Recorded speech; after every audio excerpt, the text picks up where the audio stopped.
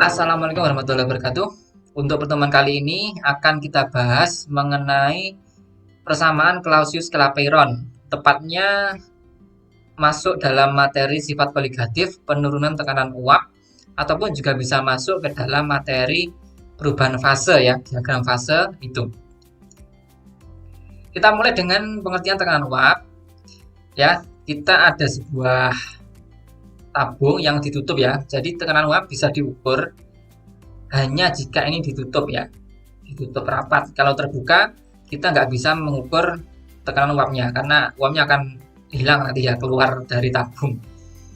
Jadi ini ada frozen liquid yang dibekukan, kemudian dalam beberapa waktu akan menjadi liquid ya, sehingga liquid ini partikelnya atau molekul-molekulnya dalam jangka waktu tertentu akan berubah menjadi gas. Jadi di sini ada molekul-molekul dari suatu zat dalam bentuk cairannya, kemudian dalam berjalannya waktu berubah menjadi gas. Ini akan membentuk sebuah kesetimbangan antara liquid menjadi gas. Ternyata jika kita ukur ya, merkuri ini ya, raksanya ini mengalami perubahan ya, perubahan. Artinya ada tekanan yang menekan ke sini ya, sehingga merkurinya berubah menekan ke atas, sehingga delta H-nya ini setara dengan berapa tekanan yang dihasilkan. Jadi itu konsep tekanan uap ya, syaratnya harus ditutup rapat ya, supaya bisa diukur tekanannya. Kalau ada gambar itu tidak ditutup, maka itu gambar yang keliru ya. Next, ternyata tekanan uap atau vapor pressure dalam ATM ini berkaitan dengan temperatur atau suhu. Kita lihat ya, diethyl ether, water sama mercury, semakin suhunya tinggi ya, semakin suhunya naik, ternyata tekanan uapnya juga semakin naik gitu ya. Naiknya bahkan drastis ya, nah, seperti ini. Tekanannya sampai 2 atm untuk diethyl ether pada suhu 34,6, padahal untuk berapa ini, suhu 0 masih sampai sekian aja ya, nggak sampai 1 atm untuk suhu 0. Maka dari grafik ini sebenarnya tekanan uap dipengaruhi oleh suhu kan itu. Maka kita ambil contoh aja yang paling mudah, itu adalah air ya. Air itu kan kalau menguap dari H2O liquid ini menjadi H2O gas ya. Ini bolak-balik karena memang terjadi kesetimbangan fase antara H2O liquid dan H2O gas.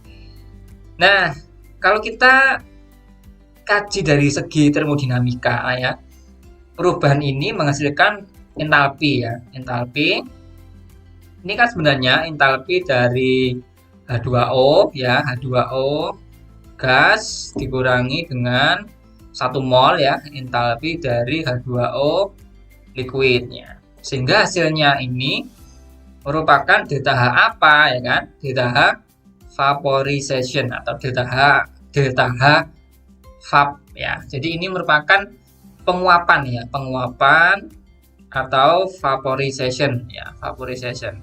Jadi delta H vap atau delta H penguapan ini merupakan energi yang terlibat dalam perubahan H2O liquid menjadi 1 mol H2O gas.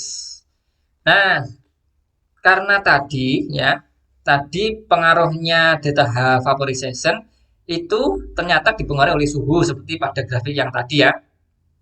Sehingga kaitan dari suhu dengan delta H vaporization itu dapat dikaji dari persamaan Clausius-Clapeyron bahwa ln P sama dengan min delta H vaporization per RT plus C. Sehingga dengan persamaan ini seperti biasa kita bisa mengubahnya menjadi sebuah persamaan garis, di mana nanti bisa kita ubah menjadi sebuah grafik. Ln P ini menjadi Y ya. Kemudian min delta H vap per R ini menjadi M atau slope ya. Kemudian seperti ini menjadi sumbu X. Nah, nanti coba kita praktekkan menggambarnya ya. Nih, berikut merupakan data tekanan uap dan suhu dari logam lithium. Tentukan entalpi penguapan delta H vaporization dari logam lithium. Oke, jadi ini ada contoh satu soal menentukan entalpi penguapan menggunakan persamaan garis atau menggunakan plot grafik. Karena tadi ya, sumbu Y-nya harus ln P dan sumbu X-nya seper T, maka kita harus mengubah tekanan uapnya ini dari P menjadi ln P ya. Sehingga untuk harga-harga ln P kita bisa menghitung ya. Untuk data 1 ln dari 1 ya, sama dengan 0. Demikian untuk data yang lain kita hitung semuanya. Oke, jadi kita sudah menghitung semua harga ln dari P, sehingga kita tinggal masukkan ke dalam tabel ini. Kemudian setelah kita berhasil menghitung dari ln P, kita juga menghitung dari seperti ya. Sebelum itu kita ubah dulu semuanya menjadi Kelvin ya. Oke, kita sudah mengubah menjadi Kelvin, maka kita mengubah semuanya menjadi seperti.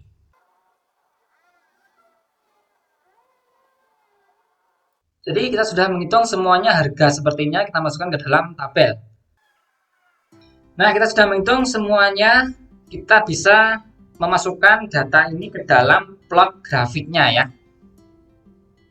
Oke, sudah kita susun rapi. Kemudian kita tinggal membuat sebuah plot grafiknya. Oke, ini begini caranya. Seperti biasa ya, kalau pernah melihat video saya sebelumnya, kita buat insert dulu, kemudian chart ya. Kita ambil yang scatter with smooth lines, ini boleh ya. Kita oke ya, kemudian kita masukkan semua data-datanya ya. Nah, ini saya geser dulu, ini saya perkecil. Nah, untuk sumbu dari X ya, kita masukkan seperti T, kita masukkan ke sini 5 data. Nah, kemudian untuk sumbu Y masukkan data ln P. Masukkan ke sini semuanya 5. Nah, ini adalah hasil plot dari ln P versus seperti. Kita bisa modifikasi datanya ya. Ini kita berikan judul plot Clausius-Clapeyron gitu ya. Clausius-Clapeyron. Kemudian kita bisa berikan juga data label ya. Kita berikan data label. Ini kita klik aja plusnya. Aksis title ya. Ini adalah ln P, kemudian yang bawah adalah seper T ya. Per T. Sehingga ini nanti bisa kita ubah juga untuk warnanya ya, formatnya. Kita warna aja seperti ini, selesai ini. Nah, sehingga ini menghasilkan sebuah garis lurus ya, garis lurus.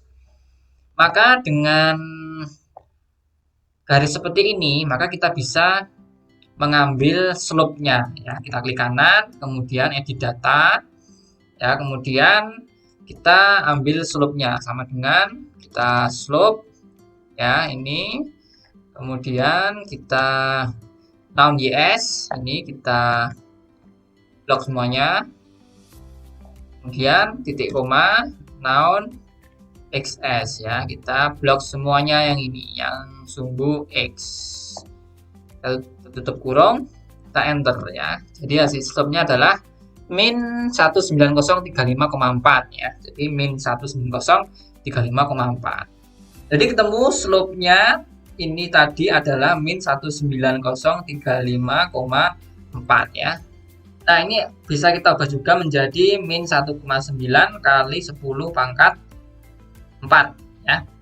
Nah, harga slope tadi berdasarkan persamaan Clausius-Clapeyron ini merupakan min delta H vaporization per R. Maka kita bisa menuliskan di sini bahwa slope itu sama dengan min delta H vaporization per R ya. Sehingga jika kita mencari harga delta H vaporization, harganya adalah min slope dikalikan dengan R.